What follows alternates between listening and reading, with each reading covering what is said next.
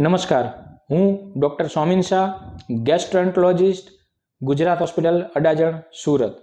આજે આપણે લોકો કયા કારણોને લીધે કોલોનોસ્કોપી નથી કરાવતા એના વિશે માહિતી મેળવશું। આ એટલા માટે આપવામાં આવે છે કે આમાં થાય અમુક કારણો એ તમારી ગેરમાન્યતા છે અને કોલોનોસ્કોપી એ ખૂબ જ ઉપયોગી જાત છે મોટા આંતરડાની કોઈ પણ બીમારીનું નિદાન કરવા માટે। તો ચાલો આપણે જોઈએ કે મોટા ભાગે માણસો કેમ કોલોનોસ્કોપી કરાવતા નથી। સૌથી મોટું કારણ અમે જોયું છે કે માણસ એવું કહે છે કે અમને તો કોઈ પ્રોબ્લેમ નથી। અમેરિકા જેવા ડેવલપ્ડ કન્ટ્રીમાં 50 વર્ષની ઉંમરે એક વખત કોલોનોસ્કોપી કરાવવી જોઈએ એવું અમેરિકન કેન્સર સોસાયટી અને અમેરિકન ગેસ્ટ્રોએન્ટરોલોજિકલ સોસાયટી કહે છે। આશરે દર વર્ષે અમેરિકામાં 1.5 લાખ લોકો મોટા આંતરડાના કેન્સરથી મૃત્યુ પામે છે અને આમાંથી જ્યારે નિદાન થાય ત્યારે 80% લોકોને કોઈ લક્ષણો હોતા નથી। એટલે મને તો કોઈ પ્રોબ્લેમ નથી એટલે હું કોઈ રિપોર્ટ નહીં કરાવું એ માન્યતા ખોટી છે।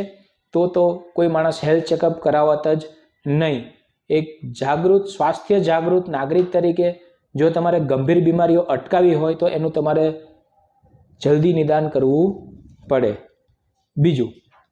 બીજું માન્યતા એવી છે કે મોટા આંતરડાનું કેન્સર સામાન્ય નથી। મોટાભાગે આપણે ફેફસાનું કેન્સર સાંભળતા હોઈએ, મોઢાનું કેન્સર સાંભળતા હોઈએ, સ્તનનું કેન્સર સાંભળતા હોઈએ, પણ મોટા આંતરડાનું કેન્સર સાંભળતા નથી હોતા એટલે આપણને એવું થાય કે એ કોમન નથી।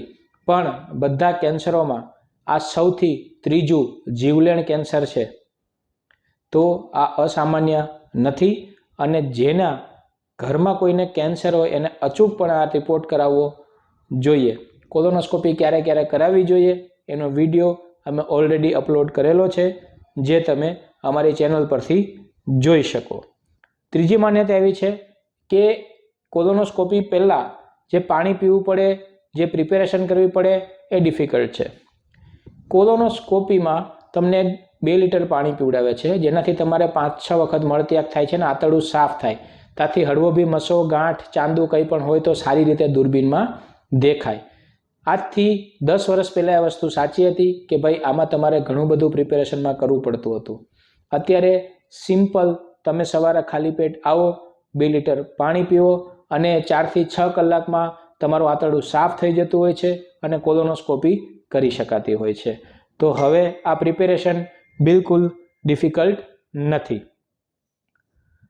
પછીનો એક એવી માન્યતા છે કે અપોઇન્ટમેન્ટ કોલોનોસ્કોપી માટે મળતી નથી। કોલોનોસ્કોપી મોટા ભાગના હાઈ વોલ્યુમ કે ડેડિકેટેડ ગેસ્ટ્રો હોસ્પિટલમાં સેમ દિવસે અથવા બીજા દિવસે થઈ જતી હોય છે। આમાં કોઈ લાંબી અપોઇન્ટમેન્ટ પ્રોસેસની જરૂર હોતી નથી। આ એકદમ સરળ પ્રોસેસ છે। પછી આવે છે કે આમાં બહુ વેઇટિંગ આવે છે। આમાં કોઈ વેઇટિંગ નથી, પણ સપોઝ તમારું લોહી ઓછું હોય, તમારા લીવરમાં પ્રોબ્લેમ હોય, કિડનીમાં પ્રોબ્લેમ હોય, હાર્ટમાં પ્રોબ્લેમ હોય તો એ પ્રોબ્લેમ કયો છે અને કેટલો છે તેના ઉપર તમારે સેમ દિવસે કોલોનોસ્કોપી કરાવી કે 1 કે 2 દિવસ દવા બંધ કરવી, દવા ઓપ્ટિમાઇઝ કરી અને પછી કોલોનોસ્કોપી કરાવી એ ડૉક્ટર તમારી સેફટી માટે ડિસાઇડ કરતા હોય છે। એટલે આ બધા દર્દીઓને કદાચ 2-3 દિવસનો વેઇટિંગ આવે। પછીનો પ્રશ્ન છે કે આમાં મેડિક્લેમ મળતો નથી। હવે આ વસ્તુ સંપૂર્ણતઃ સાચી નથી। તમારી કઈ પોલિસી છે, કઈ કંપનીની છે, કેટલું પ્રીમિયમ છે, કેટલું કવરેજ છે તેના ઉપરથી અમુક પોલિસીઓમાં આ ડે કેર પ્રોસિજર કોલોનોસ્કોપી મળતી હોય છે। તો તમે તમારા એજન્ટને સંપર્ક કરો।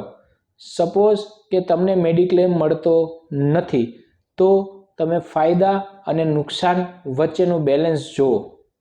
કોલોનોસ્કોપીનો ખર્ચો 6 થી 7 હજાર રૂપિયા અત્યારે વિવિધ કોલોનોસ્કોપી સેન્ટરમાં થતો હોય છે। તો શું આ પૈસા તમને આપી અને તમને યોગ્ય વળતર મળે છે? જો એવું તમને લાગતું હોય, તમને સગવડ હોય તો અચૂક 50 વર્ષની ઉંમરે તમારે એક વખત કોલોનોસ્કોપી કરાવવી જોઈએ। જો તમને આ વિડીયો ઉપયોગી લાગ્યો હોય તો તમે આને મેક્સિમમ શેર કરો તાકી સમાજના વિવિધ ભાગોમાં પહોંચે જાગૃતતા લાવે અને સમાજ આપણો સ્વસ્થ રહે. હું ડૉક્ટર સ્વામિન શાહ, ગુજરાત હોસ્પિટલ, અડાજણ, સુરત. આભાર.